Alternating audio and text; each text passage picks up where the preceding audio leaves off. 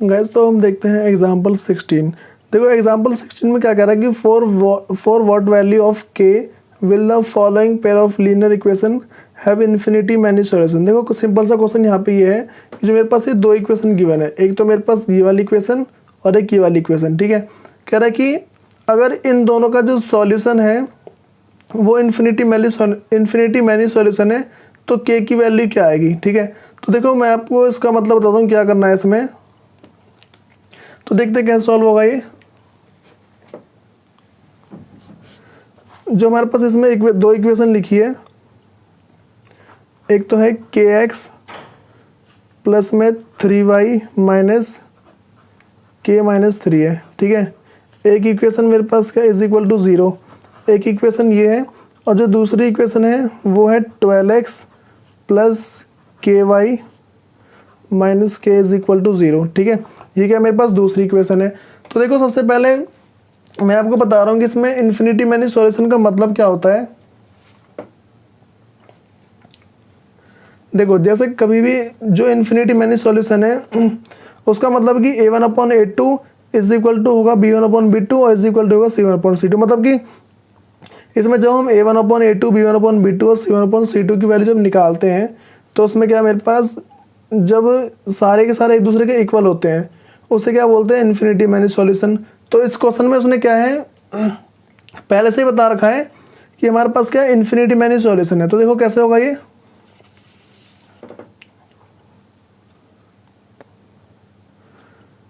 सबसे पहले हम इसमें यहाँ पे देख लेते हैं कि हमारे पास क्या बता रखा है उसने, इन्फिनिटी मैनी सॉल्यूशन है, इन्फिनिटली मैनी सॉल्यूशन। तो इन्फिनिटली मैनी सॉल्यूशन का मतलब क्या है यहाँ पे a1/a2 इज इक्वल टू है b1/b2 इज इक्वल टू क्या है c1/c2, ठीक है। इसका मतलब ये है। तो देखो जो हमारे पास इक्वेशन होती है वो इस टाइप से, जैसे ये मेरे पास इक्वेशन लिखी हुई है तो इसमें a1/a2 क्या है, x से जो पहले का नंबर होता है वो a1 होता है और इस x से पहले होगा a2, ठीक है। मतलब जो इक्वेशन फर्स्ट है उसमें a1 b1 c1, ठीक है, इस तरीके से होते हैं। तो देखो क्या करेंगे इसमें हम, जैसे मैं आपको बता दे रहा हूँ कि जैसे a1x प्लस b1y और plus c1 is equal to 0, इस तरीके से होता है। तो x से पहले नंबर लिखा है वो a1 है, y से पहले जो नंबर लिखा है b1 है और जो लास्ट में लिखा है वो पूरा पूरा c1 होता है, ठीक है। वैसे क्या है a2x plus b2y plus c2 is equal to 0। इसमें भी क्या x से पहले जो सेकंड इक्वेशन है ये मेरे पास इक्वेशन फर्स्ट है और ये क्या इक्वेशन सेकंड है। तो जो इक्वेशन फर्स्ट है, ठीक है, इक्वेशन फर्स्ट से पहले जो इक्वेशन सेकंड है उसमें x से पहले जो नंबर लिखा है, x से पहले जो नंबर लिखा हुआ है वो क्या है मेरे पास a2 है, y से पहले जो लिखा है वो b2 और जो थर्ड नंबर पर लिखा है हमारा पूरा का पूरा क्या है c2 होता है। तो क्या करेंगे पहले हम यहाँ पे a1/a2, तो a1/a2 क्या है मेरे पास x से पहले नंबर क्या है k और डिवाइडेड बाय 12, ठीक है। उसके बाद क्या है b1/b2, तो b1 क्या है y से पहले क्या है 3 और इस y से पहले क्या है k, फिर क्या है c1/c2, तो c1/c2 क्या है मेरे पास, देखो यहाँ पे जो है k माइनस 3 और डिवाइडेड बाय क्या है k है, ठीक है। देखो इन दोनों के आए क्या मेरे पास माइनस का साइन है, ठीक है, इन दोनों के आए क्या मेरे पास माइनस का साइन है, तो माइनस से माइनस पहले ही कट जाता है। तो देखते हैं इसका क्या करेंगे हम। देखो यहाँ पे उसने बता रखा है कि ये सब क्या है एक दूसरे के इक्वल है, मतलब कि इन्फिनिटी मैनी सॉल्यूशन है तो सब क्या एक दूसरे के इक्वल होंगे। तो यहाँ पे वही देखते हैं कि k को यहाँ पे हमारे पास क्या है k divide by 12 is equal to 3 by k is equal to k minus 3 divide by k, ठीक है। तो क्या करूँगा पहले जो मेरे पास नंबर है, ठीक है, जिनमें मेरे पास k और k है, ठीक है, जैसे मैं इन दोनों को इक्वल लेता हूँ, ठीक है। तो अगर मैं इन दोनों को इक्वल लेता हूँ तो देखो क्या आता है, मतलब हम किसी को भी इक्वल ले सकते हैं, जब तीनों एक दूसरे के इक्वल है हम किसी को भी इक्वल ले सकते हैं। तो पहले क्या है मान लो मैं इन दोनों को ले लेता हूँ, ठीक है, पहले मैं इन दोनों को इक्वल ले लेता हूँ। तो k divide by 12 is equal to 3/k। अब क्या करूँगा मैं यहाँ पे क्रॉस मल्टीप्लाई करूँगा इस वाले को इससे और इस वाले को इससे। के को अगर के से मल्टीप्लाई करेंगे के का स्क्वायर आएगा।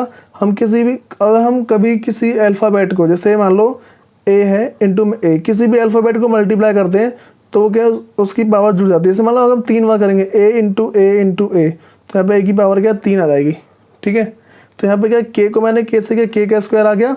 और मैंने 12 को अगर 3 से करूँगा 12 3 जा 36। और देखो अगर हमारे पास क्या है, कभी भी अगर इस साइड से मैं स्क्वायर हटाता हूँ, ठीक है, मुझे के की वैल्यू चाहिए।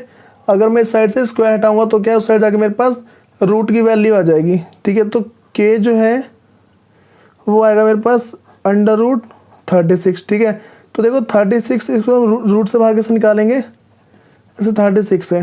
ठीक है, इसको क्या करेंगे 2 से, तो हमारे पास क्या है सिंपल से यहाँ पे देखो, वैसे हमें पता होता है 36 का जो स्क्वायर, 36 किसका स्क्वायर है 6 का स्क्वायर है। फिर हम देख लेते हैं एक बार, तो यहाँ पे 1 जा 8 जा। ठीक है, फिर इसको 2 से करेंगे तो मेरे पास क्या आएगा 9 जा, फिर 3 से करेंगे 3 जा। ठीक है, 3 1 जा, तो मेरे पास क्या देखो इसमें जो पेयर होते हैं पेयरों के बाहर निकाल लेते हैं, इन दोनों में से कोई एक, इन दोनों में से एक। जब भी हमारे पास ऐसे हम क्या है रूट से बाहर निकालते हैं तो हमें जो पेयर बनते हैं पेयर में से एक बाहर लेना होता है। जैसे मेरे पास यहाँ पे 2 है, ठीक है, 2 बार 2 लिखा है, दोनों में से एक बार बाहर लेंगे।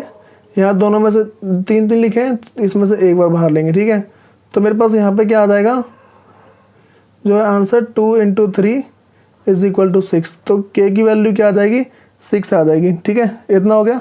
उसके बाद क्या करते हैं, अब हम ये करते हैं कि जैसे मान लो मैं इस वाले को इस के को ले लेता हूँ। ठीक है, तो देखो 3 / k = k - 3 / k। अब क्या करूँगा मैं इसमें दोबारा से क्रॉस मल्टीप्लाई करूँगा। जब इसमें क्रॉस मल्टीप्लाई करूँगा मैं, देखो क्या आएगा मेरे पास, इसको मैं इससे मल्टीप्लाई करूँगा। ठीक है, तो आएगा 3k और = इसको मैं मल्टीप्लाई करूँगा इससे, तो देखो क्या आएगा मेरे पास k, यहाँ पे क्या है k - 3। तो ऐसा कभी आता है, एक बार हम इसको इससे मल्टीप्लाई करते हैं, एक बार इसको इससे, तो 3k = k² - 3k। ठीक है, अब देखो इसका क्या करेंगे, जो मेरे पास के जो जितने भी के वाले नंबर हैं, ठीक है, जो एक जैसे इनको एक तरफ देते हैं, जैसे मान लो मेरे पास 3k यहाँ पे है और यहाँ भी 3k, तो इस साइड से जो k है इसको मैं इस साइड ले जाता हूँ, तो 3k और प्लस 3k = k² आ गया। ठीक है, अब क्या करेंगे यहाँ पे इन दोनों को जब ऐड करेंगे तो आ जाएगा 6k = k का स्क्वायर। ठीक है, तो इसका ये करते हैं, देखो k मल्टीप्लाई में इस साइड, ठीक है, उस साइड जाएगा डिवाइड में, तो 6 = क्या आ जाएगा मेरे पास यहाँ पे जो है k² / k। ठीक है, तो इससे मेरे पास कटेगा तो मेरे पास क्या है k आएगा, तो k = क्या आ रहा है 6। ठीक है, तो यहाँ पे सिंपल क्या है, अगर हम k के प्लेस पे 6 ले लें तो मेरे पास क्या इन्फिनिटी मैनी सॉल्यूशन आएगा। क्वेश्चन में हमसे क्या कहा था कि हम k की कौन सी वैल्यू लें जिससे ये जो इक्वेशन फर्स्ट और सेकंड है इनके क्या मेरे पास इन्फिनिटी मैनी सॉल्यूशन आ जाए। ठीक है, दैट्स ऑल गाइस। देखो ऐसे क्वेश्चन एग्जाम में आने के चांस होते हैं, और ऐसे क्वेश्चन एक ना एक तो आते पक्का है। ठीक है, 3 से 4 मार्क्स के आते हैं, तो ऐसे क्वेश्चन आपको कम से कम 3 से 4 बार करने हैं। Thank you guys. आप मेरे चैनल को सब्सक्राइब कर लो ताकि आपको मेरी वीडियो टाइम टू टाइम मिलती रहे।